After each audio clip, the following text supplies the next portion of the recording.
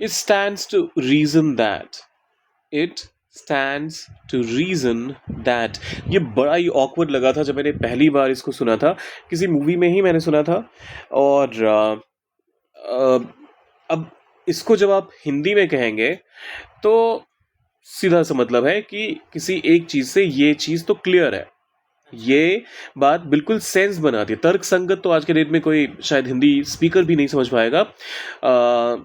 Not something that we commonly use in our day to day conversation. So तर्क संगत कहने का मतलब हो गया जो लॉजिक देता हो, जो क्लियर सेंस बनाता हो. तर्क as in logic. So something that goes with logic is where you use it stands to reason that. Example के लिए पहला स्टेटमेंट कहता है यह स्पष्ट है कि मेहनत का फल मिलता है. अब यहां पर हम स्टार्ट क्या करेंगे? It stands to reason that hard work pays off. Hard work pays off. फल मिलना, इसके लिए आप सीधा कहते हैं hard work pays off. ठीक है. दूसरा एग्जाम्पल देखते हैं. यह तर्क संगत है कि अगर कीमतें बढ़ेंगी तो मांग घटेगी. It stands to reason that. ये तो फिक्स ही है. So अगर कीमतें बढ़ेंगी, if prices rise तो मांग घटेगी.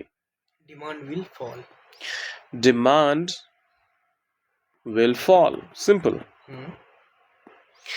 If prices rise, demand will fall. यहाँ गड़बड़ क्या करते हैं बहुत सारे लोग. अब ये तो जीरो कंडीशनल है ना. यहाँ बेशक कंडीशनल सेंटेंस बनाया गया है, लेकिन ये तो यूनिवर्सल है कि हर जगह जहाँ भी कीमतें बढ़ती हैं किसी भी चीज़ की, डिमांड उसकी कम होती ही है. तो इसी वजह से सब्जेक्ट इफ के बाद हम पहले सब्जेक्ट लाते हैं और फिर वर्ब का सिंगुलर या फिर प्लूरल फॉर्म जो होता है प्रेजेंट का, उसका इस्तेमाल करते हैं. So if prices rise correct है, if prices will rise incorrect है. और ये आखिरी वाला है आप लोगों के लिए. यह साफ है कि उसने ईमानदारी से काम किया है. इसे कैसे कहेंगे?